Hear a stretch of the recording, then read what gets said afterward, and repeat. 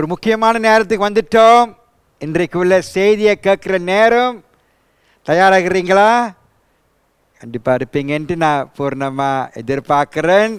இன்றைக்கு உள்ள தலைப்பு தெய்வீக அதிகாரம். தெய்வீக அதிகாரம். போன வாரம் தெய்வீக நாட்டம். அதை பற்றி ஆண்டவர் இவ்வளோ காரியத்தை நம்மகிட்ட பேசினார். ஜெரமையா வாழ்க்கை மூலியமாக, எரேமியா அவர் வாழ்க்கை மூலியமாக. இன்றைக்கு ஆண்டவர் தெய்வீக அதிகாரத்தை பற்றி நம்மளுக்கு சில காரியத்தை வெளிப்படுத்த போகிறாரு. அருமையான செய்தி. ஆண்டவர் இவ்வளோ காரியங்களை பேச போகிறாரு. பாருங்க, நம்ம தேர்ந்தெடுத்தவர்கள். இது முக்கியமான காரியத்தை நீங்கள் மறக்காமல் நீங்கள் எப்பயுமே நினைவூட்டிக்கணும்.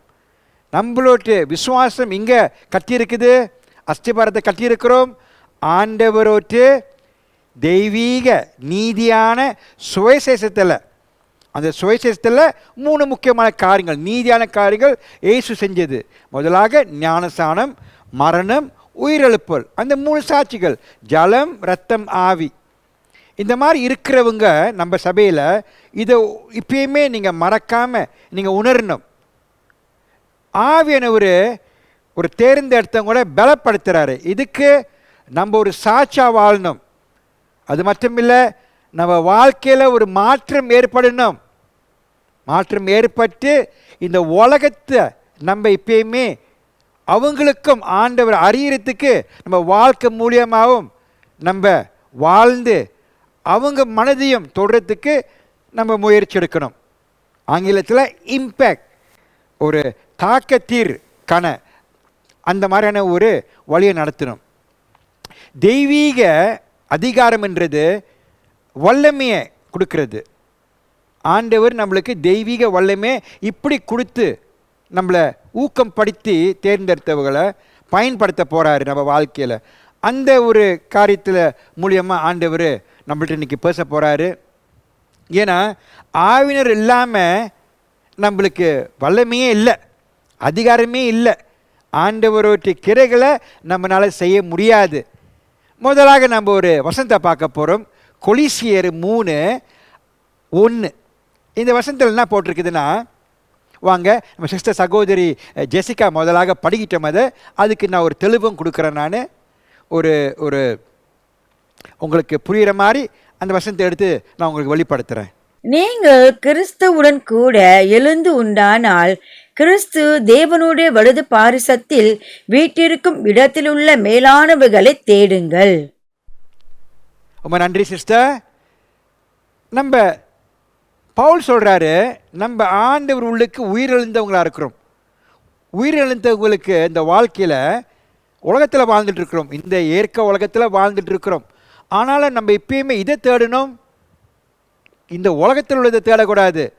பவுல் சொல்கிறாரு, நம்ம ஆவி சிந்தையை இப்பயுமே பரலோகத்தில் வச்சுக்கணும்ன்றாரு.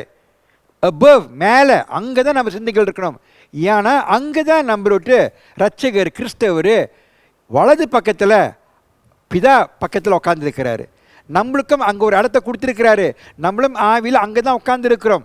அப்படி இருக்கும்போது நம்ம அங்கே உட்காந்துக்கிட்டு இப்பயுமே நம்ம எண்ணத்தை உலகத்திலே வச்சுருந்தோம்னா ஒன்றுமே ஆகாது. இது ஒரு நல்ல ஒரு வெளிப்படுத்தல் நம்மளுக்கு. இன்றைக்கு இயேசு கிறிஸ்து இந்த உலகத்தை விட்டு ஊழியத்தை செஞ்சுட்டு நான் பல வாரம் சொல்லியிருக்கிறேன், 40 நாள் சிசேர் கூட வாழ்ந்தார் ஆவி சரீரத்தில். அப்புறம் அவர் பரலோகத்துக்கு போகும்போது அங்கேருந்து தான் வந்தார். அவர் திருப்பியும் அங்கே போகும்போது ஒரு வாக்கு தத்தத்தை கொடுத்துட்டு போனார். யாருக்கு? அந்த சிசேர்களுக்கும் தேர்ந்தெடுத்தவர்களுக்கு.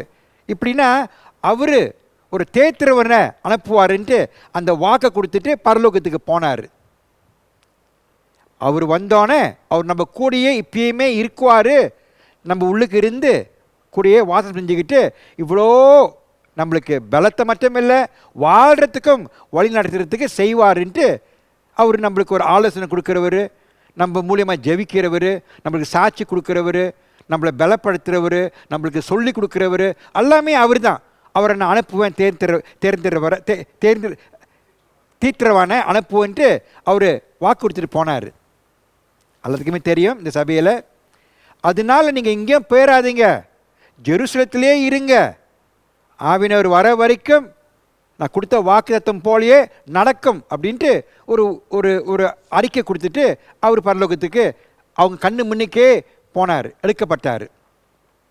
அதே போல் 10 நாள் சென்று அந்த ஆவியானவர் வந்தார், இயேசு கொடுத்த வாக்கு போலயே வந்தார். அதுக்கு வந்து நம்ம இன்னொரு வருஷத்தை பார்ப்போம், ஏன் வராரு அவர், இதுக்கு வராரு அப்படின்ட்டு நம்மளுக்கு அப்போஸ்தலர் புஸ்தகம் 1:8 நம்மளுக்கு கொஞ்சம் லூக்கா வெளிப்படுத்துகிறாரு. நம்ம அந்த வசனத்தையும் கேட்போம். ஜெசிகா, அதையும் படிங்க. பரிசுத்த ஆவி உங்களிடத்தில் வரும்போது நீங்கள் பலனடைந்து எருசலேமிலும் யூதேயா முழுவதிலும் சமாரியாவிலும் பூமியின் கடைசி பரியந்தமும் எனக்கு சாட்சிகளாய் இருப்பீர்கள் என்றார். ரொம்ப நன்றி சிஸ்டர் ஜெசிகா அந்த வார்த்தைக்கு. இதில் என்ன பண்ணுதுன்னா, நம்ம என்ன கற்றுக்கிறோம்னா, இதில் ஆவியானவர் அந்த சிஷ்யர்களும் தேர்ந்தெடுத்தவங்களும் அவங்க இதயத்தில் வாசம் செய்கிறதுக்கு வந்துட்டார். இயேசு கிறிஸ்து கொடுத்த வாக்கு தத்தம் போலேயே வந்துட்டார். இதுக்கு வந்தார் அப்படின்னு இந்த வசனம் நம்ம சொல்லுது. But you shawl receive the power, அவரோட வல்லமையை அதிகாரத்தை நீ பெற்றுக்கொள்ளுவ ஆவினர் உங்களுக்கு வரும்போது. அது மட்டுமில்லை, அப்படி இருக்கிறனால நீ எனக்காண்டி ஒரு சாட்சியாக வாழுவ. ஜெருசலத்தில் மட்டுமில்லை, ஜூடியாலையும் சமாரியாலையும் உலகத்தில் இவ்வளோ தூரத்துக்கு அந்த உலகத்தில் இருக்குதோ அவ்வளோ தூரத்துக்கு நீ எனக்கு ஒரு சாட்சியாக இருப்பேன்ட்டு அவர் நம்மளுக்கு வெளிப்படுத்துகிறாரு. இப்போ பாருங்கள், நம்ம ஆவியானவர் ஒரு கிரையே இதுதான், தேர்ந்தெடுத்தவர்களை பலப்படுத்தணும். அவங்களுக்கு வல்லமையை கொடுத்து அதிகாரத்தை கொடுத்து பலப்படுத்தி அவங்களோட ஆவிக்குரிய வாழ்க்கையை இன்னமும் முன்னேற்றத்தை கொண்டாடுறதுக்கும் ஒரு வளர்ச்சியை கொண்டாடுறதுக்கும் அந்த நீதியான சுயசத்தை எடுத்து இன்னமும் நல்லா வல்லமையில் போதிக்கிறதுக்கும் சபை மூலியமாக அவர் செய்கிறதுக்கு தான் வந்து இன்றைக்கி நம்ம இதயத்தில் தங்குறாரு. ஆவியானவர் இதுதான் செய்ய வந்திருக்கிறாரு. ஆமாம், மற்ற காரியத்திலும் ஈடுபடுவார். ஆனால் அந்த குறிக்கோள் இதுதான். நம்மளுக்கு இந்த உலகத்தில் ஒரு காலத்தில் உலகத்துக்கு வாழ்ந்தோம், இன்றைக்கு ஆண்டவர் பிள்ளைகளாக அவரோட சிஷ்யராக இருக்கிறோம். இன்றைக்கு ஆண்டவர் நம்மளுக்கு ஒரு தெய்வீக அழைப்பு கொடுத்துருக்கிறாரு. அந்த தெய்வீக அழைப்பில் ஒரு தெய்வீக அதிகாரமும் கொடுத்துருக்கிறாரு, கொடுத்து நம்மளை பயன்படுத்துறதுக்கு. ஆனால் நீங்கள் பாருங்கள், ரொம்ப தேர்ந்தெடுத்தவர்கள் இன்றைக்கு அவங்க இதை புரியாதனால இந்த மாதிரி ஆவியானவர் தான் வந்து அவங்கள வழி நடத்த போகிறாரு அப்படின்னு புரியாதனால சொந்த பலத்தில் அவங்க ஊழியத்தை நடத்துறதுக்கு பார்க்குறாங்க. ஒரு காலத்தில் நம்மளும் சத்தியத்தை அறியாத காலத்தில் நம்மளும் அப்படி தான் செஞ்சுக்கிட்டு இருந்தோம். நானும் அப்படி தான் சொந்த பலத்தில் ஆண்டவர்களுக்கு இருக்கிறோம், இதெல்லாம் சொல்கிறாங்களே போதகர்கள், நம்மளும் செய்யணும் எடுக்கணும் அப்படின்ட்டு அந்த முயற்சி சொந்த பலத்தாலேயும் செஞ்சுக்கும் போது ஒரு நம்ம பாருங்கள், இப்போலாம் வந்துட்டு இந்த ஓடுறதுக்கு வீட்லேயே ஒரு மிஷின் வாங்கி வச்சுருப்பாங்க. ஏன்னா மழைக்கெல்லாம் துருந்துச்சுன்னா நீங்கள் வெளியே போக வேண்டியது, வீட்லேயே நீங்கள் ஓடலாம். அது அப்படியே ஓடிக்கிட்டே இருக்கிறது மாதிரி இருக்கும். ஆனால் நீ இங்கேயும் போகல, அங்கே தான் நிற்கிறீங்க, அங்கே நின்றுக்கிட்டே ஓடிக்கிட்டு இருக்கிறீங்க. அதே போல் இந்த ஆவியான ஒரு உள்ளுக்கு இல்லாமல் நம்ம என்ன ஒரு காரியத்தை செஞ்சாலும் இங்கேயும் முன்னுக்கு போக முடியாது, அங்கேயே தான் நின்றுட்டு இருப்போம். நம்மளை கொண்டு போய் செய்கிறதுக்கும் வழி நடத்துறதுக்கு ஆவியினரால் தான் முடியும். இல்லைன்னா நம்ம இந்த மாதிரி நின்றுக்கிட்டு ஓடுற மாதிரி தான், அதில் ஒரு மாற்றம் ஏற்படாது, வேர்வை தான் இருக்கும். ரொம்ப பேர் பாருங்கள், அதை செஞ்சேன் இதை செஞ்சேன் அப்படி பண்ணேன் இங்கே போனேன் அந்த ஊருக்கு போனேன் போதிச்சேன் எடுத்தேன். ஆனால் நீங்கள் நல்லா ஆராய்ந்து பார்த்தீங்கன்னா அதில் ஒரு நன்மையும் இல்லை. ஏன்னா ஆவியினரோட ஈடுபாடு இல்லை அதில். அப்படி இருக்கக்கூடாது. அப்படி இன்றைக்கு நம்ம இந்த திருச்சபையில் ஆறாவது ஒரு வல்லம் இல்லாமல் இருந்தீங்கன்னா நீங்கள் இதை சோதிச்சு பார்க்கணும். உங்களால் ஊழியத்தை செய்ய முடியல, அந்த மாதிரி செய்கிறதுக்கு அந்த வாஞ்சம் இல்லை அப்படின்னு நீங்கள் உணர்ந்தீங்கன்னா நீங்களே சோதிச்சு பார்க்கணும்.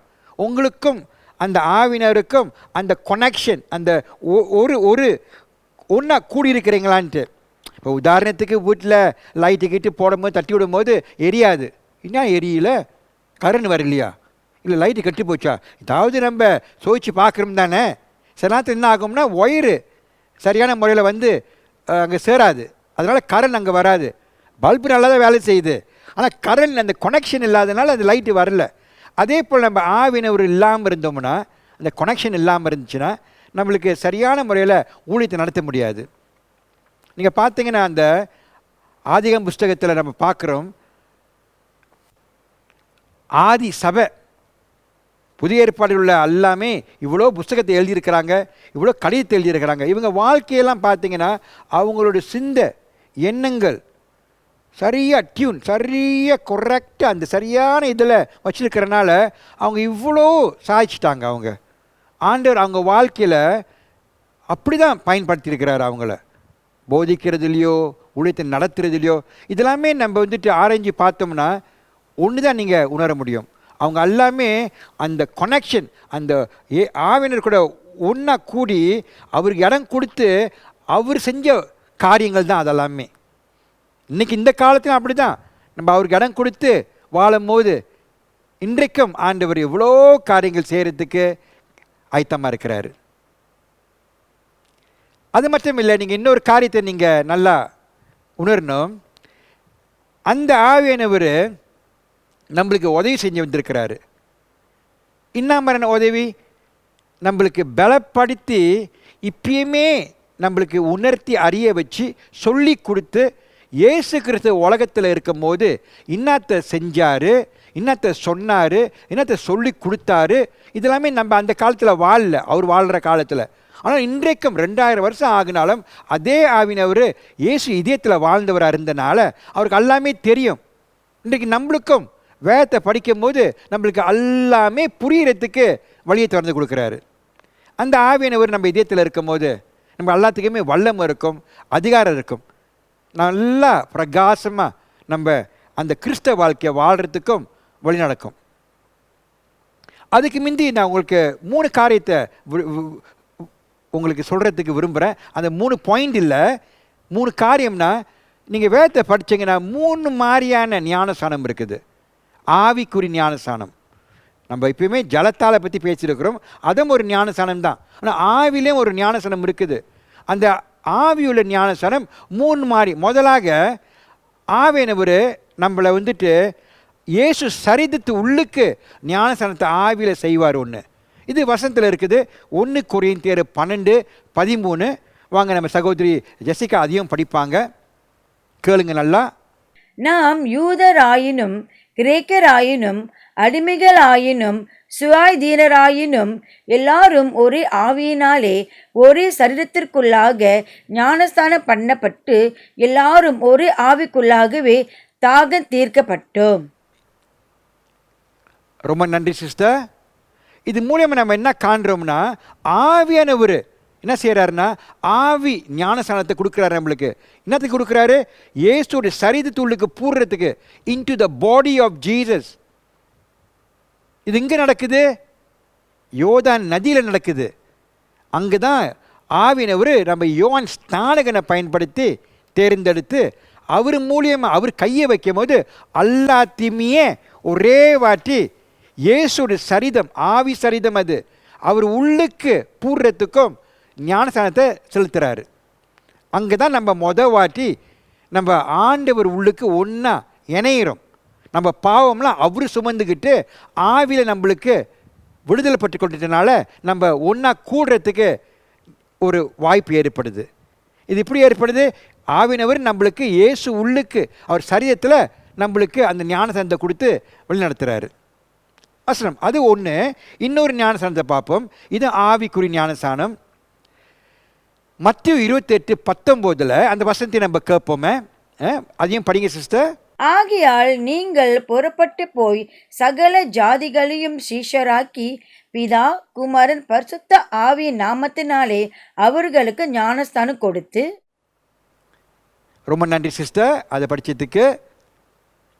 நம்ம சிஸ்டர் சகோதரி ஜெசிகாவும் நல்லா சுத்தமாக படிக்க கற்றுக்கிட்டாங்க. இப்போ இன்டர்நேஷ்னல் மாதிரி படிக்கிறாங்க. இப்போ நல்லா தெளிவாக இருக்குது. எல்லாமே ஆண்டவர் கிருபை தான். இது என்ன போட்டிருக்குதுன்னா, இது நம்ம ஆவியில் பிறந்து இன்றைக்கி தேர்ந்தெடுத்த சிஷியர்கள் நம்மளும் அந்த சுயத்தை போதிக்கும் போது நம்ம மூலியமாக ஆவியினவர் ஒரு ஞானஸ்தானத்தை கொடுக்குறாரு. கேட்குறவங்களுக்கு, கேட்டு இதயத்தில் ஏற்றுக்கிறவங்களுக்கு நம்ம மூலியமாக ஆவினர் நம்மளை பயன்படுத்தி அவர் அவங்களுக்கு ஒரு ஞானஸ்தானத்தை கொடுக்குறாரு. அது ஒரு ஞானஸ்தானம், ஆவிக்குறி ஞானஸ்தானம். ஆவினர் செய்கிறாரு. அவங்க ஏற்றுக்கிறாங்க. ஆண்டவருடைய சுயத்தை ஏற்றுக்கும் போது ஒரு காரியங்கள் அங்கேயும் ஆகுது. இது நம்ம மூலியமாக செய்கிறாரு. ஒன்று யோவான் ஸ்நானகன் மூலியமாக இயேசு உள்ளுக்கு பூர்றதுக்கு ஒரு ஞானஸ்நானத்தை கொடுத்தார் ஆவியில். இன்றைக்கு நம்மளை பயன்படுத்தி நம்ம மூலியமாக ஆவினவர் அந்த விசுவாசிகளுக்கு ஒரு ஞானத்தை கொடுக்குறாரு. இன்னொரு காரியம் மூணாவது, இது இயேசு ஒரு ஞானத்தை கொடுக்குறாரு ஆவியில். இது இப்படி ஆகுதுன்னா, நம்ம யோர்தான் நதிக்கு விசுவாசத்தில் இப்படி தான் யோவான் ஸ்நானகன் நம்மளை இயேசு ஒரு சரீரத்தில் ஆவி சரீரத்தில் ஒரு ஞானத்தை கொடுத்தாரு. நம்ம ஏற்றுக்கும் போது நம்ம பாவத்தை அவர் சுமக்கிறாரு.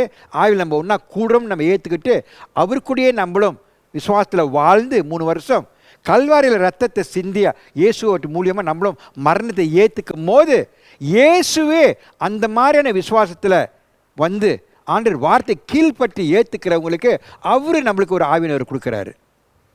அந்த ஆவியினர் நம்ம பெற்றுக்கொண்டிருக்கிறோம். இன்றைக்கு விசுவாசத்தில் அதை போதிப்பை நீங்கள் கேட்டு நீங்கள் அதை ஏற்றுக்கிட்டனால உங்கள் இதயத்தில் அந்த ஆவியினர் வாசம் செய்கிறாரு. நீங்கள் நல்லா பார்த்தீங்கன்னா, ஆக உயர்ந்த ஒரு காரியம் புதிய ஏற்பாடில் நடந்தது அந்த பெந்திகோஸ்து தான். பெந்திகோஸ்து இந்த கொண்டாட்டத்தில் நீங்கள் பார்த்தீங்கன்னா, அங்கே ஆவியினர் வாட்டி யார் யார் விசுவாசிக்கிறாங்களோ அந்த இதயத்தில் நித்திய காலத்துக்கு தங்குறாரு. அதுதான் ஆவிக்குறி ஞானஸ்நானம். அன்றைக்கு 120 பேர் அந்த மேக்கடையில் இருந்தாங்க. கீழ்பட்டு ஏசு கொடுத்த வாக்குத்தத்தம் போலயே அங்கேயே இருந்தாங்க 10 நாள். அதே போல் 50வது நாள் ஆவினவர் பரலோகத்திலேருந்து அவங்க இதயத்தில் எல்லாமே வாசம் செய்கிறதுக்கு தோங்கினார். ஏன் வந்தார்? அவங்க மூலியமாக ஆவியானவர் அந்த நீதியான சுயத்தை போதிச்சு பெருக்கிறதுக்கு. இது புதிய ஏற்பாடில் ஒரு முக்கியமான நடந்த ஒரு காரியம். ஏன்னா அந்த நேரத்தில் தேர்ந்தெடுத்தவர்கள் எல்லாமே வல்லமையை பெற்றுக்கொண்டாங்க. ஏன்னா அந்த ஆவியினர் மூலியமாக வல்லமையும் அவங்க இதயத்தில் பெற்றுக்கொண்டாங்க. ரொம்ப பேர் இதை சரியான முறையில் புரியாதனால இந்த வல்லமையை இன்றைக்கி என்ன ஆகுதுன்னா, அந்த வல்லமையில் வாழ்கிறதுக்கு தெரியல அவங்களுக்கு. அது ஒரு ஈவு போல் நம்ம தேவன் நம்மளுக்கு கொடுத்த வாக்குத்தத்தம் போலயே கொடுத்து இன்றைக்கி யார் யார் இயேசுவை அவருடைய ஞானஸ்தானத்தையும் மரணத்தையும் உயிரிழப்பையும் விசுவாசிக்கிறாங்களோ அவங்களுக்கு கொடுத்தாரு.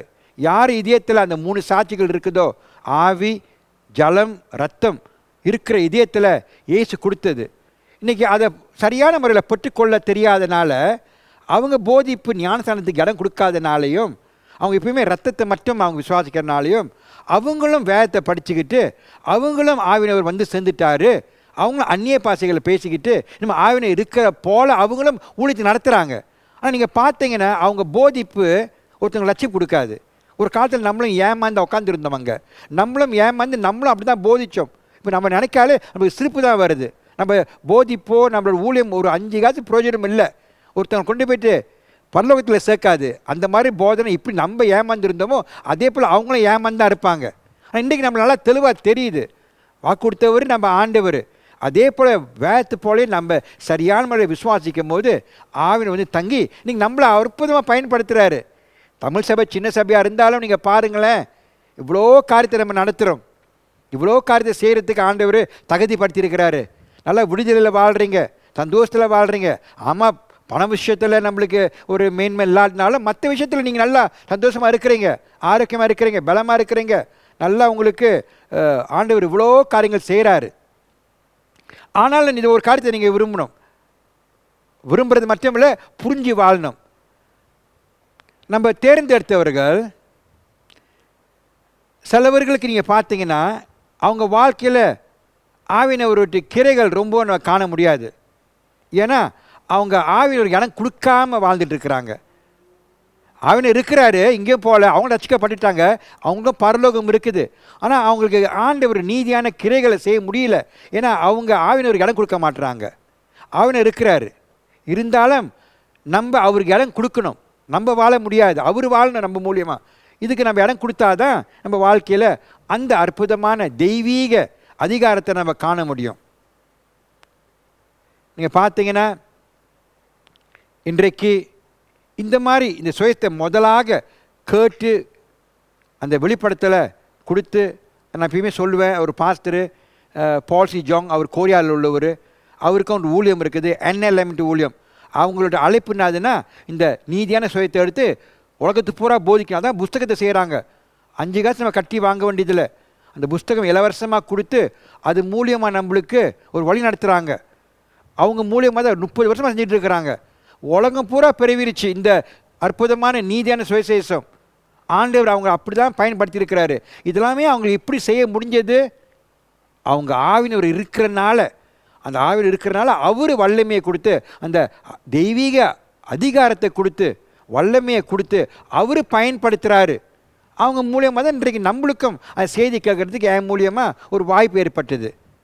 அதை அறிஞ்சு நான் புரிஞ்சு ரட்சிப்பு பட்டுக்கொண்டு ஆவினர் நானும் பட்டுக்கொள்ளும் போது இந்த சபை என் மூலியமாக ஆண்டவர் அவர் கட்டிட்டு வராரு.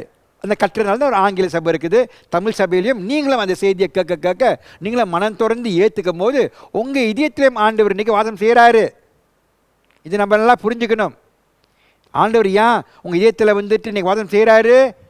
அவருடைய தெய்வீக அதிகாரத்தில் வாழ்ந்து அந்த நீதியான சுயத்தை எடுத்து இன்னமும் போதிச்சு பெருக்கிறதுக்கு அதான் செஞ்சிட்ருக்குறாங்க NLMல. நம்மளும் சபையாக இருந்துக்கிட்டு நம்மளோட குறிக்கோள் எல்லாமே இதுதான். இதை நம்ம பொருட்படுத்திட்டு செய்யும் போது மற்ற விஷயங்கள், அவர் சொல்கிறாரு, நீ ஏன் உலகத்தில் உள்ளவங்க மாதிரி அவிசுவாசம் மாதிரி அலையிற? உனக்கு தெரியாது நான் அப்பா, அவன் அப்பா, உனக்கு சாப்பாடு வேணும், துணிமணி வேணும், உனக்கு தங்குறதுக்கு ஒரு இடம் வேணும், எல்லாமே எனக்கு தெரியும். இதானே அவங்க தெரிய அலைஞ்சிட்டு இருக்கிறாங்க. இதெல்லாம் நான் கொடுக்குறேன்றாரு. உங்களோட அழைப்புன்னு அது என் நீதியும் என் ராஜ்யத்தை தேடுங்கன்றாரு. அது என்ன அர்த்தம்னா, நம்ம அந்த சுவிசேஷத்தை எடுத்து சரியான முறையில் நம்ம 4 பேருக்கு எடுத்து போதிக்கிறதுக்கும் இந்த விஷயத்தில் நம்ம ஈடுபடணும். இன்றைக்கு நம்ம ஆண்டவர் வார்த்தை இன்னும் கொஞ்சம் ஆழமாக உங்களுக்கு பார்த்து நான் வெளிப்படுத்துறதுக்கு விரும்புகிறேன். ஏன்னா வேத புஸ்தகம் என்ன சொல்லிக் கொடுக்குதுன்னா, இந்த தெய்வீக வல்லமை ஆவினர் மூலியமாக நம்மளுக்கு கொடுத்து இன்றைக்கி சபையில் ரட்சிப்பாகனவங்க இதயத்தில் எல்லாமே அவர் வாதம் செய்கிறாரு. ஏன்னா நம்ம எல்லாமே இந்த சத்திய சுவிசேஷத்தை நம்ம ஏற்றுக்கிட்டனால ஒரு 3 காரியத்தை நான் உங்களுக்கு வெளிப்படுத்த விரும்புகிறேன்.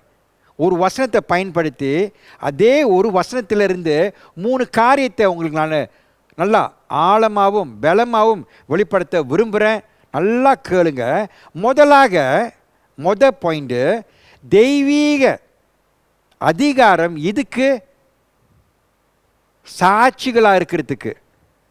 தலைப்பு என்ன சொல்லுதுன்னா, சாட்சிக்கு ஆண்டவர் தெய்வீக அதிகாரத்தை கொடுத்துருக்கிறாரு. Divine empowerment for witness. இது நம்ம முதலாக அப்போஸ்தலர் புஸ்தகம் 1:8 நம்ம பார்ப்போம். வாங்க சிஸ்டர், அதையும் படிங்க.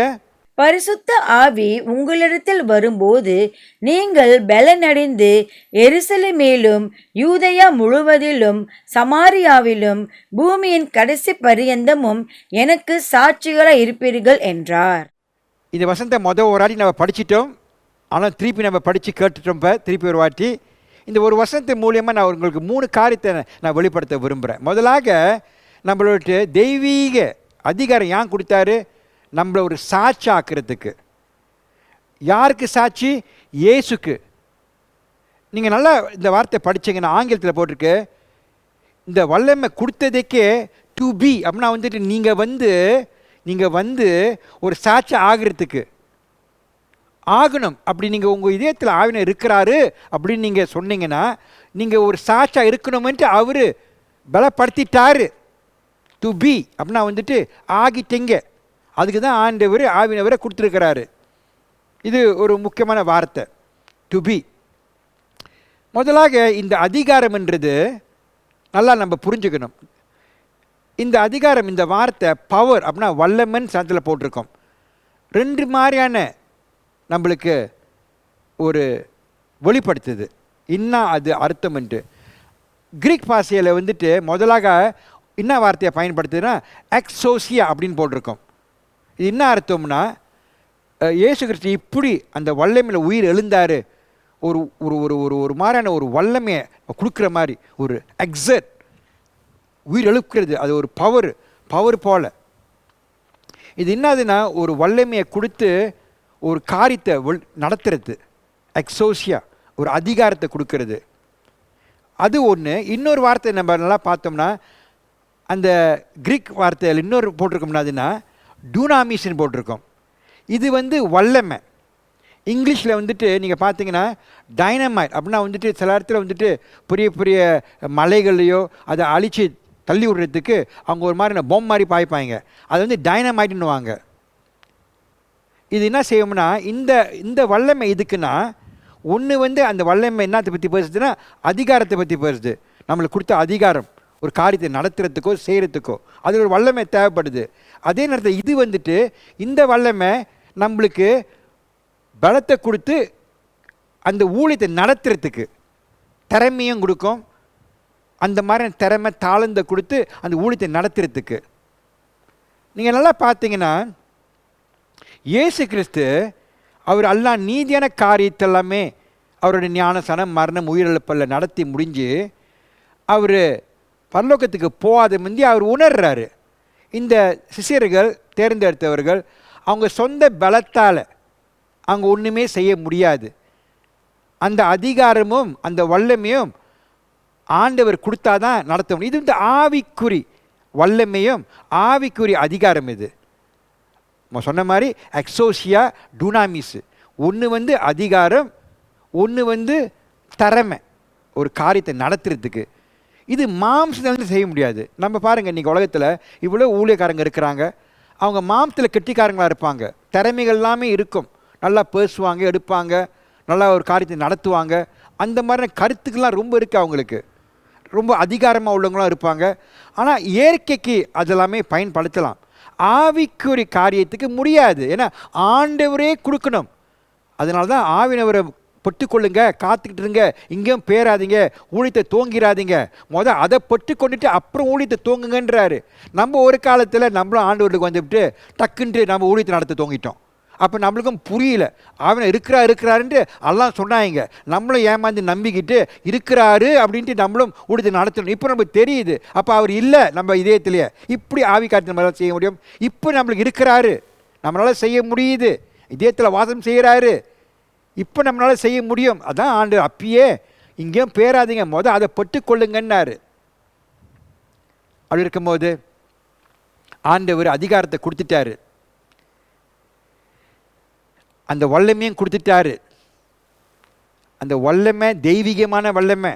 இதுக்கு சாட்சிகள் கொடுக்கறதுக்கு யாருக்கு? இயேசுக்கு. அவரு பாருங்க, இயேசு இவ்வளோ காரியம் செஞ்சிட்டாரு. உதாரணத்துக்கு நான் ஒரு ஒரு உதாரணம் கொடுக்குறேன் உங்களுக்கு. நீங்கள் ரோட்டில் போய்கிட்டே இருக்கிறீங்க, கண்ணு முன்னுக்கே ஒரு ஆக்சிடென்ட் ஆகுது, ஒரு காடியோ இன்னொரு காடியோ மோதி சில சேதம் ஏற்படுது. நீங்கள் கண்ணாலே பார்த்தீங்க அதெல்லாமே. அந்த நேரத்தில் என்ன ஆகுது? உங்களால் ஒரு சாட்சி கொடுக்க முடியுது.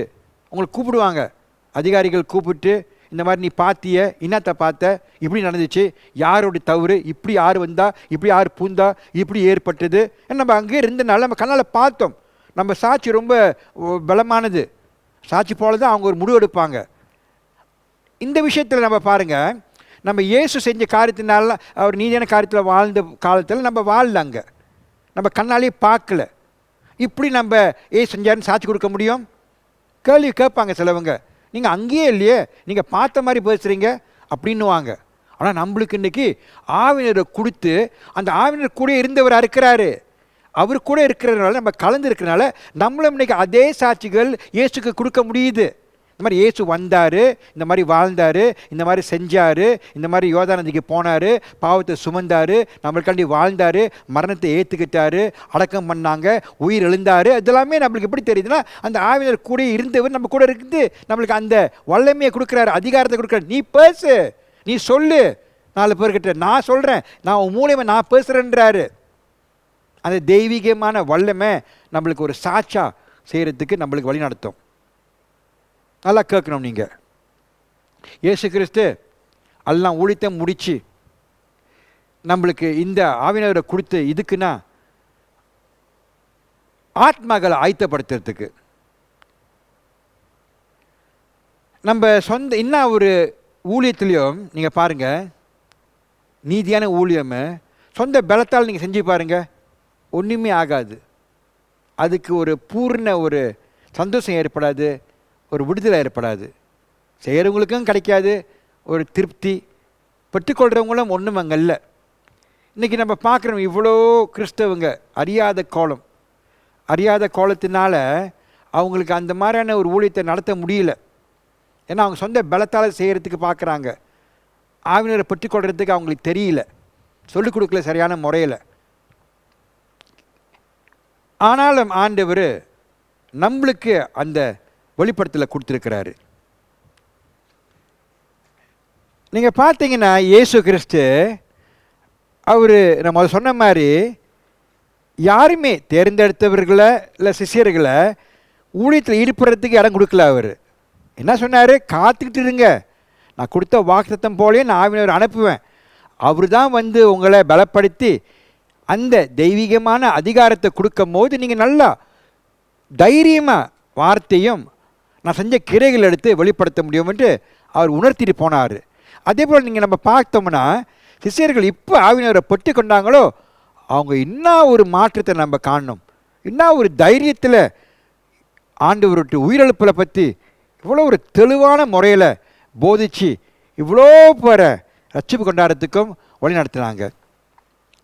ஏன்னா நம்ம நல்லா பார்த்தோம்னா நம்மளுக்கு அதிகாரம் மட்டும் இல்லை, நம்மளுக்கு ஒரு ஏற்க அப்பால் அங்கிருந்து வந்த ஒரு வல்லமையும் தேவைப்படுது இயேசுக்கு சாட்சியாக இருக்கிறதுக்கு. நானும் முயற்சி எடுத்துருக்கிறேன். ஒரு காலத்தில் இவ்வளோலாம் சாட்சியாக இருக்குன்னு நான் விரும்பினேன். உண்மையாகவே மனசில் பட்டுச்சு நல்ல தேவனாக இருக்கிறார செய்யணுமென்ட்டு. ஆனால் அந்த மாதிரி வாழ முடியல. கொஞ்ச நாள் வாழ்ந்துட்டு அப்புறம் திருப்பி பழைய மாதிரி அந்த புத்தி மாயத்தனத்தில் வாழ்ந்துக்கிட்டு ரொம்ப நினைப்பேன் நான், ஏன் அப்படி வாழ முடியலையே, ஏன் செய்ய முடியல, ஏன் ஆண்டவர் நான் ரொம்ப கேள்விக்குறி கேட்பேன். நான் எனக்கு ரொம்ப குழப்பமாக இருக்கும். இப்போ எனக்கு புரியுது, இதை செய்கிறதுக்கு ஆவினர் இருக்கணும். ஏற்க அப்பால் பரலோகத்துலேருந்து வந்தவர் நம்ம இதயத்தில் வாசம் செய்யணும். அவர் கொடுக்குற வல்லமை. அப்போ தான் நம்ம உண்மையாகவே பலவீனத்திலையும் குறைகள்லையும் ஆண்டவர் இயேசு கிறிஸ்துக்கு நம்ம ஒரு சாட்சியாக இருக்க முடியுது. அப்படி இருக்கும்போது நீங்கள் பாருங்கள், பாகம் நம்ம சிஸ்டர் ஜெசிகா படித்தாங்க. அப்போஸ்தலர் 1:8 என்ன நம்மளுக்கு வெளிப்படுத்துதுன்னா, நீங்கள் முதலாக வல்லமையை பெற்றுக்கொள்ளுவீங்க ஆவினர் வந்தோன்னேன்னாங்க.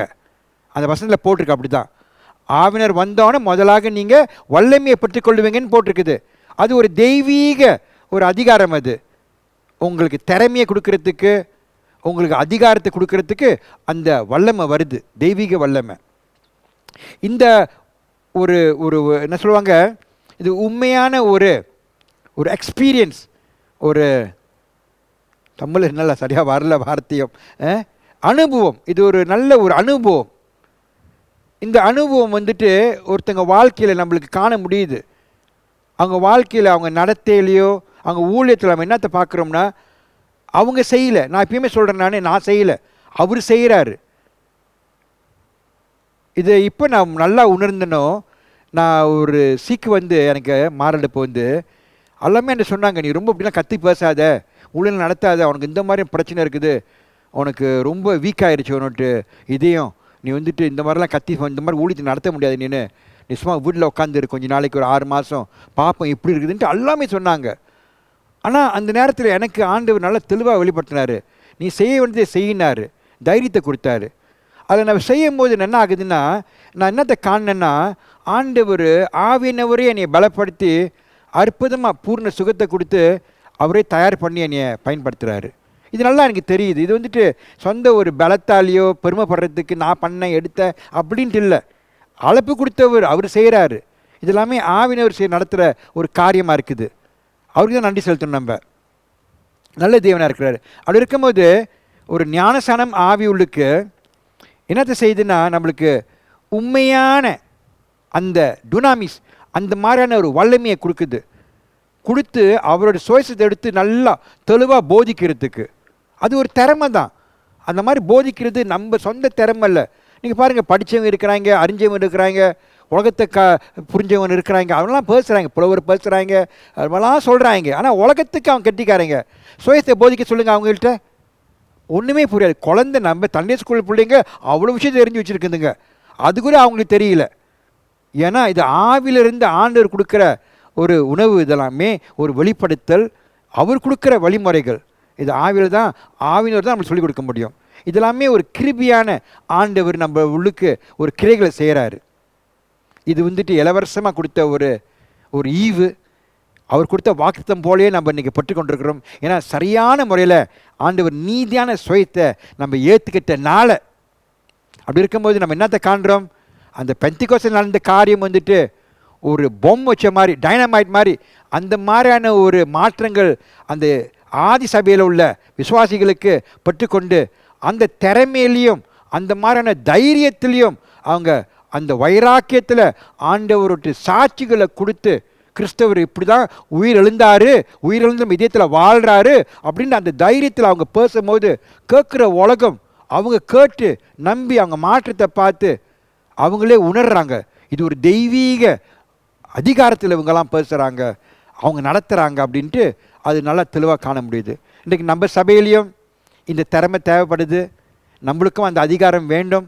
இதெல்லாமே ஆவினர் மூலியமாக தான் அதை பெற்றுக்கொள்ள முடியும். நம்மளுக்கும் ஆண்டவர் எப்படி அவங்கள தொட்டு பயன்படுத்தினாரோ அதே போல் இன்றைக்கி ஆவினர் நம்மளையும் தொட்டு இன்றைக்கி அந்த தெய்வீக அதிகாரத்தை கொடுத்து நம்மளும் நல்லா ஆண்டவருக்கு ஒரு சாட்சிகளாக இந்த கடைசி காலத்தில் வாழணும். அதான் பாயிண்ட்டு. 2வது பாயிண்ட்டுக்கு வந்துட்டோம். இன்னொரு காரியத்தையும் செய்யுது. என்ன செய்யுது? மாற்றத்தின் காணறதுக்கு ஒரு வாய்ப்பாகுது. ஏன்னா இந்த தெய்வீக அதிகாரம் ஒருத்தவங்களை மாற்றி அமைக்கும். இதுவும் அதே வசனத்தில் நம்ம பார்க்குறோம். திருப்பி ஒரு வாட்டி நம்ம வசனத்தை கேட்போமே. இன்றைக்கி இந்த வசனத்தையே தான் கேட்டுட்டு இருக்க போகிறோம். வாங்க சிஸ்டர் ஜெசிகா, இன்னொரு வாட்டி படிங்க அதையும். பரிசுத்த ஆவி உங்களிடத்தில் வரும்போது நீங்கள் பலனடைந்து எருசலேமிலும் யூதேயா முழுவதிலும் சமாரியாவிலும் பூமியின் கடைசி பரியந்தமும் எனக்கு சாட்சிகளாய் இருப்பீர்கள் என்றார். ரொம்ப நன்றி சிஸ்டர். இந்த தெய்வீக அதிகாரம் என்ன செய்யுதுன்னா ஒரு மனிதனை, ரட்சிக்கப்பட்ட மனிதனை மாற்றி அமைக்குது. இது நம்ம காண்றோம், தெளிவாக தெரியுது. ஒரு மாதிரி காலத்தில் ஒரு மாதிரியாக வாழ்ந்தவங்க இன்றைக்கி உண்மையாகவே ரட்சிக்கப்பட்டு அவங்க வாழ்க்கை மாற்றத்தை நான் பார்க்குறேன். இப்போ கண்ணு முன்னுக்கு நம்ம டேவிட் குமார் தான் உட்காந்துருக்கிறாரு. அங்கங்கே நான் பார்க்க வேண்டியதில்லை. அவரை பார்த்தாலே எனக்கு தெரியுது ஒரு காலத்து சபைக்கு வரும்போது இப்படி வந்தார், இப்படி இருந்தார். இன்றைக்கு ஆண்டவர் இப்படி அவரை மாற்றி பயன்படுத்திக்கிட்டு வராரு. இது நீங்கள் இல்லைன்னு சொல்ல முடியாது. கண்ணாலே பார்த்துருக்குறேன். வருவார், புரியாதனால, அப்போ ரட்சிக்கப்படாதனால சபைக்கு வருவார். ஆனால் அவருக்கு கவனத்தை செலுத்த முடியாது, வார்த்தையை கேட்க முடியாது, அவருக்கு புரிஞ்சுக்கிற அந்த மாதிரியான வெளிப்படுத்தல் இல்லாமல் இருந்தது. ஆனால் இன்றைக்கி பாருங்கள் அவர் வாழ்க்கையை. அப்பயே ஆண்டவர் கூப்பிட்டுட்டாரு, ஒரு அழைப்பும் கொடுத்துருக்கிறாரு.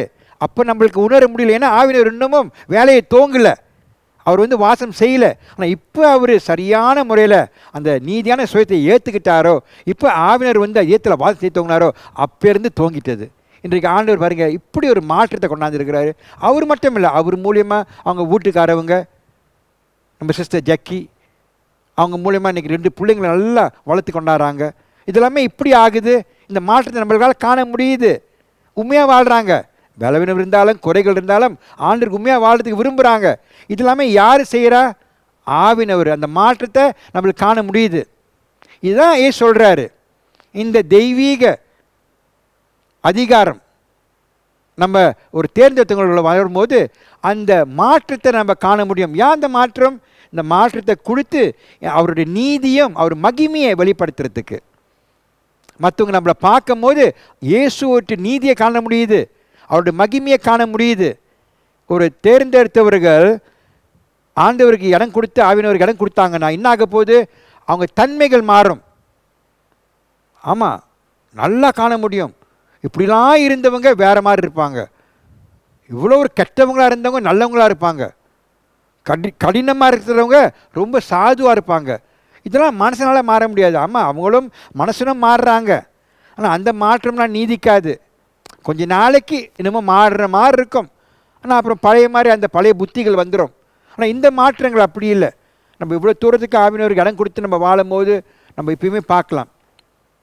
நம்ம அப்போஸ்தலர் புத்தகத்தில் பார்த்தோம்னா அந்த பந்திகோஸ்டல் கொண்டாட்டத்திலிருந்து அன்றைக்கி நடந்த காரியத்திலேருந்து அந்த அனுபவத்தில் பெற்றுக்கொண்டவங்க நீங்கள் பார்த்தீங்கன்னா இன்னும் ஒரு காரியத்தை நம்ம பார்க்க போகிறோம். எல்லாமே மாறி வாழ்ந்தவங்களாக இருக்கிறாங்க. என்ன மாற்றம்? ஆவியில் உயிராகி அந்த ஆவினர்களை கலந்து இயேசுவே கூடயே இணைஞ்சி இருக்கிறனால அவங்களுடைய வாழ்க்கையை மாறுறதுக்கு ஒரு வாய்ப்பு உருவாகுனது. அதான் நம்ம சொல்கிறோம் ஆங்கிலத்தில் the acts of the apostle அப்படின்னா வந்துட்டு அந்த புஸ்தகமே அப்போஸ்தலர்களோட நடத்த ஒரு மாற்றமான நடத்த. நம்ம பவுலை எடுத்துக்கிட்டாலும் பாருங்களேன், என்ன ஒரு கெட்டவராக இருந்தார், இப்படி எதிர்த்தார் சபைகளை, ஆள்ற கொள்வது, அடிக்கிறது, பிடிக்கிறது, தூக்கி சிறையில் போடுறது, அந்த மாதிரி ஒரு கடுமையான ஒரு ஊழியத்தை நடத்தினார். ரொம்ப ஒரு இதாக இருந்தவர். இப்படி மாறிட்டார் பார்த்தீங்களா, அன்பானவர் ஆயிட்டார். அதே போல் எல்லாமே அப்படி தான். எல்லா சிஷியர்களும் பேதுருவும் அப்படி தான். ரொம்ப வாயை கொடுத்து விடுவார், தேவையில்லாத இடத்துல பேசி விடுவார். ஆனாலும் இப்படி மாறிட்டார் பார்த்தீங்களா. 1 பேதுரு 2 பேதுருல படித்து பாருங்கள். இதெல்லாமே இப்படி ஆகுது. அந்த தெய்வீக அதிகாரம் வல்லமையை மட்டும் கொடுக்கல, ஆனாலும் அவங்களுக்கு இதயத்தில் அந்த மாதிரியான ஒரு மாறுறதுக்கு ஒரு வல்லமை ஏற்பட்டு அவங்க மாற்றி வாழ்க்கையை அமைச்சு வாழ்ந்துட்டு இருக்கிறாங்க. இதெல்லாமே ஆவின் ஒரு செய்கிறாரு. இதுக்கு மாறும் போது நம்ம மற்றவங்களுக்கு ஒரு வழிகாட்டியாக இருக்க முடியுது. மற்றவங்களுக்கு போதிச்சு இந்த நல்ல தேவனுடைய செய்தி எடுத்து சொல்கிறதுக்கும் வாய்ப்பாகுது. அவங்க எப்பயுமே என்ன செய்கிறாங்க? உயிரெழுந்துட்டாரு, உயிரெழுந்த இதயத்தில் வாழ்கிறாரு, அவர் மரணம் ஆகினார், ஆமாம் கண்ணாலே பார்த்தோம், அடக்கம் பண்ணி 3 நாள் உயிரெழுந்தார், உயிரெழுந்து என் வாழ்க்கையில் வாழ்கிறார் அப்படின்னு நம்ம சொல்ல முடியுது. ஏன்னா அவர் வாழணுமே. அவர் வாழாமல் இருந்த வாழ்க்கை நம்ம போய் சொன்னோம்னா அங்கே பார்ப்பாங்க, அப்படி வாழ்கிற மாதிரி தெரியல, நீ தானே வாழ்ந்துட்டுருக்கிற, ஒரு மாற்றத்தை நான் பார்க்கலையே அப்படின்வாங்க. ஆனால் அவர் உயிராக இருக்கிறாரு அப்படின்னு நம்ம சொல்லும் போது அவர் நம்ம மூலியமாக வாழணுமே. பொம்பளைங்க ஆம்பளைங்க அந்த ஆதி சபையில் நம்ம பார்க்குறோம், பயந்துக்கிட்டு இருந்தாங்க. ஐயோ ஒரு கொண்டு போய் சிறையில் போட்டு கொண்டு விட்டாங்களே, அடுத்தது நம்மளை தேடி நம்மளையும் கொண்டு விடுவாங்களே அப்படின்ட்டு ஓடி போய் ஒளிஞ்சுக்கிட்டாங்க அவங்க வீட்டுள்ளுக்கு. பொம்பளைங்கள் தான், அவங்க தான் போய்விட்டு காத்துட்டு இருக்கிறாங்க, நம்ம தேவன் இப்படி ஆயிட்டார சொன்னார உயிர் எழுப்பாருன்ட்டு அவங்க தான் நம்பி காத்துட்டு இருக்கிறாங்க. அதே போல் முன்னாள் உயிர் எழுந்தார் விடிய காலையில் ஞாயிற்றுக்கிழமை. மற்றவங்கெல்லாம் போய் ஓடி ஒழிஞ்சிட்டாங்க, பயம், உயிருக்கு பயம், கொண்டு விடுவாங்கன்ட்டு. அதுக்கு முந்தி ஒரே போராட்டம் சண்டை. ஆனாலும் இப்போ பாருங்கள், ஆவினர் வந்தோடனே ஒத்துமையாக நம்ம காண முடியுது, தைரியமாக ஊழியத்தை நடத்துகிறாங்க, சரியான குறிக்கோள் ஏற்படுது அவங்களுக்கு. இதெல்லாமே இப்படி ஏற்படுது ஒரு மாற்றம்.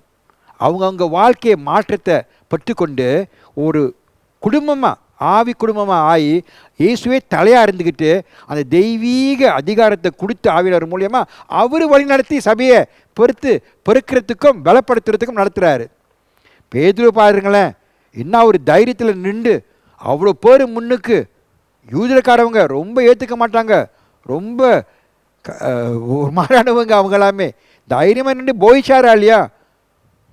துவக்கத்தில் ரொம்ப இழுத்தாங்க, அப்புறம் கேட்க அவங்களே உணருது, சொல்கிறாங்க இதுக்கு மேலே நீ பேச வேணாம், நீ சொல்கிறதெல்லாம் சரிதான், இப்போ நான் என்ன செய்யணும், ரட்சிக்கப்படுறதுக்கு என்ன ஆகணும், என்னத்தை செய்யணும் நம்ம என்ன இருக்க.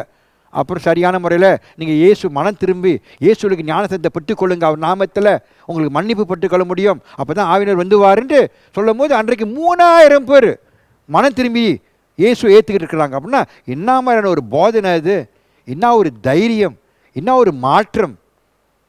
அதுவும் பாருங்கள், நம்ம பேதுரு வசனத்தை பயன்படுத்தி சொல்கிறாரு. யோவேல் புஸ்தகத்தில் போட்டிருக்கிறத பற்றி சொல்கிறாரு, நடக்கிறது நீங்கள் சும்மா யதார்த்தமாக பார்க்காதீங்க, யாருமே இங்கே வந்துட்டு மப்புலையோ போதையில் பேசல, ஆவினவர் இப்படி தான் வருவாருன்னு சொன்னார் யோவேல் புஸ்தகத்தில் பழைய ஏற்பாடில். அந்த தரிசனம் இன்றைக்கி உங்கள் கண்ணு முன்னுக்கு நிறைவேறுது. இதெல்லாமே இப்படி அவருக்கு தெரிஞ்சுது, ஆவினர் கொடுக்குறாரு அந்த மாதிரியான அறிதல், அந்த மாதிரியான ஒரு பகுத்தறிதல், அந்த மாதிரியான ஒரு வெளிப்படுத்தல். அன்றைக்கி நடந்த காரியங்கள் அவ்வளோ ஒரு தைரியமாக வல்லமையில் நம்ம பேதுரு போதிச்சார் அன்னைக்கு. இதெல்லாமே ஒரு மாறி வாழ்கிற ஒரு பேதுரு. அன்றைக்கு 3000 பேர் ரட்சிப்பாய், அன்றைக்கு 3000 பேர் ரட்சிப்படுறதுக்கு அந்த மாதிரியான ஒரு மேன்மையான ஒரு ஊழியத்தை நடத்திட்டாங்க. இதெல்லாமே மற்றவங்க பார்த்துருக்காங்க, கண்ணாலே பார்க்குறாங்க. அந்த ஒரு தெய்வீக ஒரு வல்லமை ஆவினர் மூலியமாக பேதுரு அந்த சிஷியர்கள் நடத்தி அவங்க மூலியமாக ஆண்டவர் சபையை உருவாக்குறாரு ஜெருசலத்தில். அந்த சபை பாருங்களேன், அதுக்கு மேலே நீங்கள் படித்து இவ்வளோ சொல்லியிருக்கேன் உங்களுக்கு. நான் எத்தனையோ வாட்டி சொல்லியிருக்கிறேன் உங்களை நான். இப்படி அந்த சபை 3000 இப்படி அந்த அந்த தெரிஞ்ச உலகம் அது ஏசியா மைனா, அதுலேருந்து இவ்வளோ பேர் ஆண்டவரை ரட்சிக்கப்படுறதுக்கு ஆகுனது. இந்த தெய்வீக வல்லம் என்ன பண்ணோம்னா, நம்மளை மற்றவங்களும் நல்லவன் ஆயிட்டேன் நான் அப்படின்ட்டு இல்லை, முதலாக நானே நல்லவன் ஆயிட்டேன். இதை நீங்கள் உணரணும். நம்ம எப்பயுமே நான் அவன் போல இல்லை, இப்போ நான் அவனோட நல்லவன் ஆயிட்டேன் இப்போ நான் அப்படின்னு சொல்லக்கூடாது. அந்த மாதிரி பேச்சு சரியில்லை. அது ஒரு தீர்ப்பு கொடுக்குறது. நான் ஒரு கெட்டவனாக இருந்தேன், நான் நல்லவன் இல்லை, இன்றைக்கி நான் நல்லவன் ஆயிட்டேன்னு சொல்லணும். முதலாக அந்த மாற்றம் நம்மளுக்கு ஏற்படணும். இன்றைக்கி நம்ம நல்லவன் ஆகிட்டோம். அதே போல் தான் பேதுரு, அவர் நல்லவர் ஆயிட்டார். அப்படி இருக்கும்போது நம்ம அந்த மாதிரி எண்ணத்தில் நம்ம வாழும்போது ஆண்டு இன்னும் நல்ல காரியங்களாம் செய்வார். இந்த ஒரு ஈவு ஒரு மாறுறதுக்கு மாறி வாடுறதுக்கு ஒரு வாய்ப்பாகுது. இந்த வல்லமை அப்படி செய்யுது. பார்க்க அப்படி தான் இருக்கிறாங்க. பேதுரு மூஞ்செல்லாம் வேறு மாதிரி மாறல. போல்குமாரும் அப்படி தான் இருக்கிறேன், நானும் அப்படி தான் இருக்கிறேன், பழைய மாதிரி அப்படி தான் கட்டையா அப்படி தான் இருக்கிறேன், நான் உடம்பு போட்டுக்கிட்டோ இல்லை வேறு மாதிரி இருக்கோ அப்படி இல்லை. இயற்கையில் ஒரு மாற்றம் இல்லை, ஆனால் ஆவியில் மாற்றத்தை நம்ம காண முடியுது. இந்த ஆவியில் ஒரு மாற்றத்தை நீங்கள் எப்படி காண முடியும்? அதான் நம்ம ஏசு சொல்கிறாரு, ஒரு மரத்தை பார்க்கும்போது அந்த மரம் ஆரோக்கியமாக இருக்குதா இல்லையான்ட்டு இப்படி நம்ம காண முடியுது. அதோட கனிகளை பார்த்து நம்ம எடை போட்டுடலாம். நல்ல மரம் நல்ல கனிகளை கொடுக்கும், கெட்ட மரம் கெட்ட கனிகள் தான் கொடுக்கும். அப்படி இருக்கும்போது நம்ம ஆவிக்குரிய வாழ்க்கையில் நம்ம வாழும்போது ஆவியில் உள்ள வெளிப்படுத்தல் மற்றவங்களால் காண முடியும், நம்மளுக்கு போதிக்க முடியும், ஊழியத்தை நம்ம விசுவாசிக்க முடியும், ஊழியத்தை நல்லா நடத்த முடியும், மற்றவங்களை நேசிக்க முடியும், ஆண்டு ஒரு காரியத்தை செய்ய முடியும். இதெல்லாமே வளர்ச்சிகள் ஏற்பட்டுக்கிட்டே இருக்கும். இந்த காலத்தில் இயேசு ஆவியானவரை பற்றி கொண்டானே ரொம்ப பேர் அந்த அந்நிய பற்றி தான் பேசிகிட்டே இருப்பாங்க. நான் அந்நிய பற்றியில் பேசுகிறேன், அது பேசிட்டா போதுமா, அதை பேசினா தான் நம்ம சாதிச்சிட்டோம். இப்போ அது ஒன்று, அந்நிய பாசைன்னா ஆண்டவரோட்டு பரலோக செய்தியை எடுத்து சொல்கிறதுக்கு தான் அந்நிய பாசை கொடுத்துருக்கிறாரு. மற்றதுலேயும் நம்ம பார்க்கணுமே, ஒரு மாற்றம் ஏற்படணுமே நம்ம வாழ்க்கையில். இதெல்லாமே அனுபவப்படணுமே. நம்ம இதெல்லாமே ஒரு மாறின வாழ்க்கையில் ஆகும். அப்போ தான் நம்ம ஆண்டவர் நம்ம தகுதிப்படுத்தி நம்மளுக்கு அவருடைய நீதியான சுயத்தை எடுத்து போதிக்கிறதுக்கு வழி நடத்துவார். இதெல்லாமே யூ வில் பி, அந்த வசனத்தில் போட்டிருக்குது, இது இப்போலாம் நீ ஆகுவோன்ட்டு போட்டிருக்கு. ஆவினவர் வரும்போது நீ வல்லமையை பெற்றுக்கொள்வ, இப்படி ஆகும்போது நீ இப்படிலாம் ஆகி ஒரு சாட்சா ஆகுவ, நீ மாறுவ போட்டிருக்கு. அதே போல் ஆகுது. ரொம்ப பேர் பாருங்கள், ரொம்ப கவனமாக இருக்கணும். இது சிலவங்க ரொம்பவும் அந்த வரங்கள் ஆவிக்குறி ஈவுகள் இதை ரொம்ப விரும்புவாங்க. நம்ம விரும்பணும். வசனம் போட்டிருக்கு, வாஞ்சியமாக நம்ம ஆண்டவரை கேட்டு பட்டுக்கொள்றதுக்கு விரும்பணும். அது நல்லது தான். ஆனால் ஆவினவர் அதை மட்டும் செய்ய மாட்டார். அதை மட்டும் நம்ம விரும்பி அதில் மட்டும் வளர்ச்சி பட்டுக்கொள்வது பத்தாது. நம்ம தன்மையும் மாறணும். நம்மளுடைய வாழ்க்கை நடைமுறைகள், நடத்த எண்ணங்கள், பாவனைகள் இதுவும் நம்ம ஆவினவர் நம்மளுக்கு ஒரு மாற்றி அமைப்பார். அது மட்டும் முக்கியமில்லை, ரெண்டுமே செய்வார். வரங்கள் தேவை, ஈவு தேவை, ஊழியத்தை நடத்துறதுக்கு.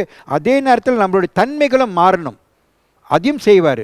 அதான் நம்ம பவுல் பார்த்தீங்களா அந்த கொரிந்திய சபைக்கு சொல்கிறாரு, நீங்கள் எல்லாமே ஆவியில் அப்படி தான் நல்லா வேலை செய்ய பிரகாசமாக நீங்கள் ஊழியத்தை நடத்துகிறீங்க. உங்கள் மத்தியில் பார்க்குறோம் இவ்வளோ ஈவுகள் வரங்கள், ஆனாலும் நீங்கள் பாருங்கள் உங்கள்கிட்ட என்ன ரொம்ப கம்மியாக இருக்குதுன்னா உங்களுடைய அன்பு இல்லை, உங்களுக்கு தன்மையில் அன்பு இல்லை. பாருங்கள் உங்கள் சபையில் இவ்வளோ வேறுபாடு, இவ்வளோ சண்டை, இவ்வளோ பிரச்சனைகள் மேலே பிரச்சனைனா நீங்கள் எல்லாமே மாம்சத்தில் வாழ்ந்துக்கிட்டு இதெல்லாம் இருந்தாலும் உங்களுடைய தன்மை மாறாமல் இருக்குதுன்றாரு ஆண்டவருடைய. நீ ஆவி கனிகளை காண முடியல அவங்க வாழ்க்கையில். ஏன்னா ஆவினருடைய வேலை இதுதான், ஒருத்தங்களை மாற்றி அமைக்கணும். அதான் ஆண்டவர் நம்மளுக்கு ஆவினர் கொடுத்து ஞானசனத்தை கொடுத்து ஒரு தேர்ந்தெடுத்தவங்களில் மாற்றி அமைச்சு அவர் சாட்சா வாழ்ந்து அவருக்கு ஒரு மகிமையை கொண்டாடுறதுக்கு வழி நடத்துகிறாரு. அப்படி இருக்கும்போது நம்ம இப்பயுமே ஆண்டவரை நோக்கி கேட்கணும், ஆண்டவரை என்னை பலப்படுத்த, ஆண்டவரை நான் நல்லா வாழணும் அப்பா, ஒரு காலத்தில் இப்படி ஏமாந்து வாழ்ந்துட்டேன் தெரியாமல், இப்போ நீ வாழு தேவனே, நீ வழிநடத்து தேவனே, உன் பலத்தால் நான் வாழணும் ஐயா அப்படின்னு நம்ம வாழும்போது நம்ம ஒரு சாட்சியாக இருக்க முடியுது. இதுதான் ஒரு வல்லமையான ஒரு சாட்சி. இது எல்லாமே நம்ம பார்க்குறோம் ஒரு சமுதாயத்தில், ஆதி சபையில் நம்ம பார்க்குறோம். அவங்க எல்லாமே பார்த்து மகிழ்ச்சி, அவங்களே ஆச்சரியப்படுறாங்க. இவங்களாம் இப்படி இருந்தவங்க இப்படி மாறிட்டாங்க, மாறி இன்றைக்கு ஒரு சபையாக ஒரு சமுதாயமாக வாழ்ந்துட்டு இருக்கிறாங்க. ஜெருசலத்தில் எல்லாமே பார்த்துருக்குறாங்க. இதெல்லாமே ஆண்டவர்கிட்ட தெய்வீக வல்லமை. அங்கே உள்ள ரட்சிக்கப்பட்டவங்க ஒரு வல்லமையாக ஒரு ஒரு ஒரு ஒரு ஒரு ஒரு சமுதாயமாக வாழ்ந்துருக்கிறாங்க விசுவாசிகள். அவங்க இல்லாததுக்கு மற்ற இல்லாதவங்களுக்கு கொடுக்கறது, சேவை செய்கிறது, தொண்டு செய்கிறது, ஒருத்தவங்க பலப்படுத்தி உற்சாகப்படுத்திக்கிறது, ஒருத்தவங்க அன்பால் ஊழியத்தை நடத்துறது, இதெல்லாமே நடத்துகிறாங்க. நம்ம இப்பயுமே என்னத்தை சொல்லுவோம், ரொம்பவும் ஆண்டவர் அவங்கள பயன்படுத்தி அதிசயத்தை அற்புதத்தை செஞ்சார். ஆமாம் செஞ்சார், சுகத்தை கொடுத்தாரு, திக்கு தரிசனத்தை கொடுத்தாரு, அவங்க மூலியமாக இவ்வளோ காரியங்கள் செஞ்சார், அற்புதமான காரியங்கள். ஆனால் அதெல்லாமே அந்த சுற்றி இருக்கிறவங்களுக்கு ரொம்ப நாளைக்கு அவங்களுக்கு அதை பார்த்துருந்தாலும் அது அவங்கள ஒரு மனசை ஒரு ஆச்சரியத்தை கொடுக்காது. என்னத்தை கொடுக்கும், இவங்களாம் இப்படி வாழ்ந்தாங்களே, சும்மா விக்கிரத்தை கும்பிட்டுக்கிட்டு ஆண்டவர் இல்லாதமாக வாழ்ந்தாங்களே, இன்றைக்கி மாறி அப்படி ஒரு ஒத்துமையாக ஆண்டவர் நம்பி பயபக்தியோடு வாழ்ந்துட்டு இருக்கிறாங்களே, அதுதான் நீதிக்கும். பாருங்கள், நம்ம வாழ்க்கையில் கூட நம்ம இவ்வளோ பேசி இவ்வளோ ஊழியத்தை நடத்தலாம், அதெல்லாம் செய்யலாம். ஆனால் ஒரு உலகத்தை மாற்றி ஒருத்தவங்களை மாற்றணும்னா அவங்க நம்ம மாற்றத்தை பார்க்கணும். இந்த மாதிரி நீ இப்படி வாழ்ந்திய, இன்றைக்கி நீ இப்படி வாழ்கிறிய, இன்றைக்கி உன் குடும்பத்தை அப்படி நடத்துறிய நீனு அப்படின்ட்டு அவங்க அந்த மாற்றத்தை பார்க்கணும். ஆனால் நம்ம ஆவியானவர் தெய்வீக அதிகார இதயத்தில் ஆவியானவர் வரும்போது இதை செய்கிறாரு, ஒரு மனசனை மாற்றி அமைக்கிறாரு. மாற்றி அமைச்சு அவங்க மூலியமாக மற்றவங்களும் ரட்சி கொண்டாடுறதுக்கு. நீங்கள் பாருங்கள், ஒரு அதிசயம் அற்புதம் என்ன பண்ணோம்னா கூட்டத்தை சேர்க்கும். 4 பேர், ஐயோ அப்படி செஞ்சுட்டாங்களா, அப்படி நடந்துருச்சு, அந்த சபையில் அப்படி இருக்குதா, அவங்க அப்படி செஞ்சிட்டாங்களா அப்படின்ட்டு கேட்டுக்கிட்டு நானும் பார்க்கணும் அப்படின்ட்டு வருவாங்க, கூட்டத்தை சேர்க்கலாம். அது ஒரு மனசை மாற்றாது. ஆனால் அதே நேரத்தில் ஒரு மாறி ஆண்டவர் பயபக்தியோடு வாழ்கிறவங்க அவங்க வாழ்க்கையில் பாருங்கள், மற்றவங்க அதை பார்த்து அவங்களும் ஆண்டவர்களுக்கு வரத்துக்கு வாய்ப்பாகும். ஏன்னா அவங்க அதிசயத்தை பார்க்க வரல, மாற்றத்தை பார்த்து அவங்களே உணர்கிறாங்க. ஆண்டவர், உங்கள் ஆண்டவர் உண்மையானவர், நீங்கள் சொல்கிற மாதிரி உயிரெழுந்து தான் வாழ்கிறாரு, உங்கள் கூட உங்களுக்கு இருக்கிறாரு அவர், நீங்கள் அப்படி இல்லையே இப்போ அப்படின்ட்டு அவங்களே உணர்வாங்க. ஏன்னா இப்போ உள்ளவங்களாம் அதிசயத்தை பார்த்து கூட அதுக்கு ஒரு கதை சொல்லிடுவாங்க, இல்லை அவங்க இப்படி செய்கிறாங்க அப்படி செய்கிறாங்க, அதான் பித்தலாட்டத்தை நடத்துகிறாங்க அப்படின்லாம் சொல்லி நம்ம ஒரு மழுக்கிடுவாங்க அப்படியே. ஆனால் ஒரு உண்மையான ஒரு மாறின வாழ்க்கையை பார்த்து சொல்லவே முடியாது அப்படி. ஏன்னா அவங்க கண்ணு முன்னிக்கே நம்ம வாழ்ந்து காமிக்கிறோம். ஆமாம், நம்மளுக்கு பலவீனம் இருக்குது, குறைகள் இருக்குது, ஆனால் நம்ம நோக்கங்கள், நம்மளோட குறிக்கோள், நம்மளோட ஆசைகள், எண்ணங்கள், இதெல்லாமே வாஞ்சங்கள்லாம் மாறிடுச்சு. இப்போ உலகத்துக்கு நம்ம வாழல. ரொம்ப நம்ம எப்பயுமே ஒரு ஊழியத்தை நடத்தும் போது நம்ம வந்துட்டு நினைக்கிறோம், நம்ம ஆண்டவர் சுயத்தை போதிக்கும் போது வார்த்தையை மட்டும் கொடுத்தா போதும், இதான் நம்மளுக்கு முக்கியம், இதெல்லாம் ஆவியுளுக்கு நம்ம வேலை செய்கிறோம். ஆனால் அதுக்கோட முக்கியமானது நம்ம வார்த்தை, நம்ம இவ்வளோ கத்தி பேசுகிறோமோ இதெல்லாம் முக்கியம் இல்லை. இவ்வளோ தூரத்துக்கு கீழ்பட்டு ஆவியவருக்கு இடம் கொடுத்து நம்ம மாற்றி, நம்ம தன்மைகளை மாற்றி அந்த மாதிரி நம்ம வாழ்க்கையில் வாழ்கிறது தான் பலப்படுத்தும். இதெல்லாமே நம்ம ஒரு சாட்சா வாழ முடியுது. வசனம் போட்டிருக்குது, வார்த்தை மட்டும் இல்லை, நம்ம நடத்த முக்கியம்னு போட்டிருக்குது. இதெல்லாமே நம்ம முக்கியமாக ஆண்டவர் ஆவியானவர் நம்ம மூலியமாக வேலை செய்வார். ஆனாலும் முதலாக அவர் நம்ம உள்ளுக்கு வேலையை செய்யணும், நம்ம வாழ்க்கையில் வேலை செஞ்சு நம்மளை மாற்றி அமைக்கணும். அப்புறம் தான் நம்ம மூலியமாக மற்ற காரியங்களை செய்வார். ஹல்லேலூயா, ஹல்லேலூயா. அது 2வது பாயிண்ட்டு. 3வது பாயிண்ட்டுக்கு வந்துட்டோம். 3வது, இது நம்ம இன்னொரு காரியத்தை செய்யும். தெய்வீக அதிகாரம் வந்துட்டு தாக்கம், அது வந்துட்டு ஒரு இம்பேக்ட், தாக்கத்தீர் காண முடியும். இது நம்ம பிரதர் அப்பாவுக்கு தான் சொல்லிட்டு போனார், சரியாக உட்காரல வாயில். என்ன சொல்ல வரேன்னா, நான் நம்ம அது தெய்வீக அதிகாரத்தில் வாழும்போது நம்ம மற்றவங்க சுற்றி இருக்கிறாங்க, உலகத்தில் வாழும்போது சுற்றி இருப்பாங்க, சொந்தக்காரன், அண்ணன் தம்பி, கூட்டாளிமார்கள், வேலை இடத்துல, இங்கே இருக்கும் போது சுற்றி இருக்கிறாங்க. அவங்க எல்லாமே நம்ம வாழ்க்கை மூலியமாக அவங்கள இம்பேக்ட் பண்ண முடியுது. அவங்க பார்த்து இன்னமும் ஒரு மாற்றத்தை உணர்றதுக்கு வாய்ப்பாகுது. இந்த அடிப்படையில் இந்த 3வது பாயிண்ட் நான் உங்களுக்கு சொல்கிறதுக்கு விரும்புகிறேன். இதுவும் திருப்பி ஒருவாடி அந்த வசனத்தை நம்ம கேட்போம். படிங்க சிஸ்டர். அப்போஸ்தலர் 1:8. பரிசுத்த ஆவி உங்களிடத்தில் வரும்போது நீங்கள் பலனடைந்து எருசலேமிலும் யூதேயா முழுவதிலும் சமாரியாவிலும் பூமியின் கடைசி பரியந்தமும் எனக்கு சாட்சிகளாய் இருப்பீர்கள் என்றார். ரொம்ப நன்றி. இது கடைசியான ஒரு பாயிண்ட். இது இந்த வசனத்தில் இன்னொரு காரியத்தை போட்டிருக்குது. இந்த வல்லமை, இந்த தெய்வீக வல்லமை நம்ம மூலியமா இப்படி வெளியாகுது, இப்படி வெளிப்படுத்துது. சொல்கிறாரு, முதலாக ஜெருசலம், அப்புறம் ஜூடியா, அப்புறம் சமாரியா, அப்புறம் தான் இவ்வளோ தூரத்துக்கு உலகம் இருக்குதோ அவ்வளோ தூரத்துக்கு போன்றாரு. அங்கே போய் என் மகிமையை வெளிப்படுத்துன்றாரு. ஒரு இம்பேக்ட் அவங்களும் அறியணும், நீ மூலியமாக உன் வாழ்க்கை மூலியமாக அவங்களும் அறியணும்ன்ட்டு சொல்கிறாரு ஆண்டவர். அப்படி இருக்கும்போது நம்ம என்ன பார்க்குறோம்னா, இந்த தெய்வீக அதிகாரம் ஆவியானவர் நம்ம மூலியமாக முதலாக நம்ம வாழ்க்கை இதயத்தில் வேலை செய்வார். இதயம் தான் அப்புறம் தான் நம்ம ஆத்மா, அப்புறம் தான் நம்ம சரீரம், அப்போ தான் நம்ம சரீரத்து மூலியமாக மற்றவங்களையும் தொட முடியுது. இப்படி இருக்கும்போது நீங்கள் பாருங்கள், என்ன ஒரு காரியம் ஆகுதுன்னா, நம்ம ஜெருசலம்ன்றது ஒன்று இதயம் சொல்லலாம், இன்னொன்று நம்ம வீடு. நம்மளோட மாற்றம், நம்மளோட சாட்சிகள் முதலாக வீட்டிலேருந்து தான் தூங்கணும். நம்ம வெளியே போய் ஒருத்தவங்களுக்கு சாட்சி கொடுத்துக்கிட்டோ, ஒரு நம்ம மாறி வாழ்கிறோம், அப்படி ஆண்டவர் உண்மையானவர் உயிராக இருக்கிறாரு அப்படின்னு சொல்கிறது மிந்தி முதலாக அது வீட்டில் நம்மளுக்கு வெளியாகணும். ஜெருசலத்தில் தான் பார்த்தாங்க எல்லாமே சுற்றி இந்த ரட்சிக்கப்பட்டு மாறி வாழ்கிறவங்க ஆதி சபை அங்கே தான் ஆண்டவர் கட்டினார். அங்கேருந்து தான் ஜூடியாவுக்கு போனாங்க, அங்கேருந்து சமாரியாவுக்கு போனாங்க, அவ்வளோ தூரத்துக்கு. அங்கேருந்து ரொம்ப தூரம், உலகம் இவ்வளோ தூரத்துக்கு அவ்வளோ தூரத்துக்கு போனாங்க. ஆனால் இங்கே தோங்கினது ஜெருசலம் தான் தோங்குனுச்சு.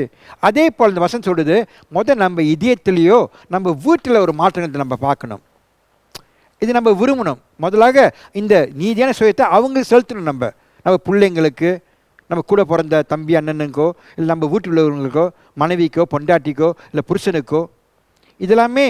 அது மட்டும் இல்லை, இந்த தெய்வீக அதிகாரம் என்ன பண்ணோம்னா, நம்ம இதயத்தில் ஒரு வாஞ்சத்தை உருவாக்கும். ஆண்ட வார்த்தை படிக்கணும், அந்த மாதிரி ஆசைகள் ஏற்படும். விருப்பம், நம்மளோட விருப்பங்கள் ஆசைகள் என்ன ஆகணும்னா, ஆண்டு வார்த்தையை படிக்கணும், நல்லா கற்றுக்கணும், நல்லா பலமாகணும், இதெல்லாமே இதயத்துலேருந்து தோங்கும். மற்றவங்க சொல்லிக் கொடுக்காத மிந்தி நம்ம சொல்லிக் கொடுத்துக்கணும், நம்ம மாறணும், நம்மளே விசுவாசிக்கணும், இங்கே தோங்கணும். இந்த மாதிரி இதயத்தில் நீங்கள் பார்த்தீங்கன்னா தாழ்மை, பணிவு ரொம்ப இருக்கும். ஏன்னா உள்ளுக்குன்னு தோங்குறனால. இதெல்லாமே ஒரு அறிகுறிகள், ஒரு மாற்றங்கள், ஒரு அதிசயம்னு சொல்ல முடியும். ஏன்னா நம்ம ஏற்க சரீரத்தில் இதெல்லாம் இல்லை மிந்தி. இப்போ ஆவியானவர் வந்தோடனே நம்ம வாழ்க்கையிலேருந்து முதலாக இது வெளிப்படுது. அப்படி இருக்கும்போது ஆண்டவர் ஜெருசலத்தில் தான் அந்த வல்லமையை காண்றதுக்கு வழி நடத்தினார். அது நம்மளோட இதயம், நம்ம வீடாக இருக்கும், நம்ம சபை. நம்ம இந்த சபையிலேருந்து தான் வெளியே போய் காமிக்க முடியும் மற்றவங்களுக்கு, இந்த மாதிரி ஆண்டவர் உயிராக இருக்கிறாரு, என் வாழ்க்கையில் மாற்றத்தை உருவாக்குனாரு, எனக்கு ஒரு சாட்சி அழைப்பு கொடுத்துருக்கிறாருன்ட்டு சபையில் தான் தோங்கும்.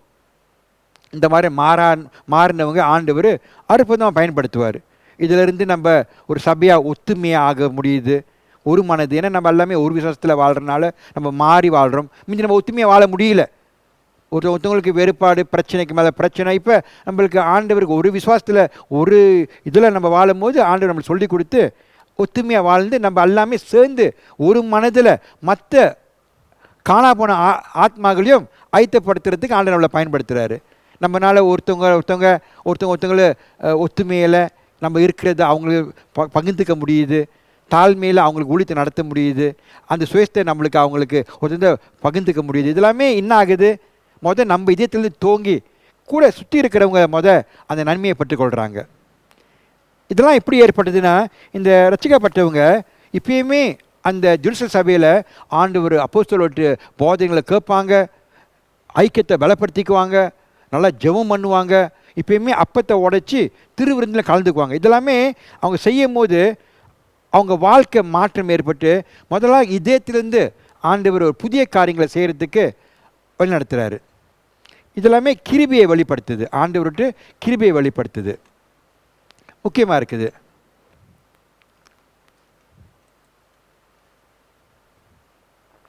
இன்னொரு காரியத்தை பார்க்குறோம், அங்கேருந்து அவங்க நல்லா வாழ்ந்துட்டு இருந்துட்டனால இன்னமும் அங்கேருந்து ஒரு பிரச்சனை ஏற்பட்டு ஒரு மாதிரியான ஒரு எதிர்ப்பு ஏற்பட்டு அந்த போராட்டத்தில் பல இடத்துக்கு போகிறாங்க. அந்த மாதிரி நம்ம வாழ கற்றுக்கிட்டோம்னா முதலாக ஆண்டவர் ஜெருசலேத்தில் நம்ம ஒரு சாட்சியாக வாழ்ந்து நம்ம மகிமைப்படுத்துறதுக்கு விரும்பி நம்ம அதில் ஈடுபடும் போது ஆண்டவர் அங்கேருந்து நம்மளை இன்னொரு இடத்துக்கு கொண்டுட்டு போகிறாரு. நம்மளோட இதை இன்னமும் பலப்படுத்தி பொறுக்கிறதுக்கு வாய்ப்பு உருவாக்குறாரு.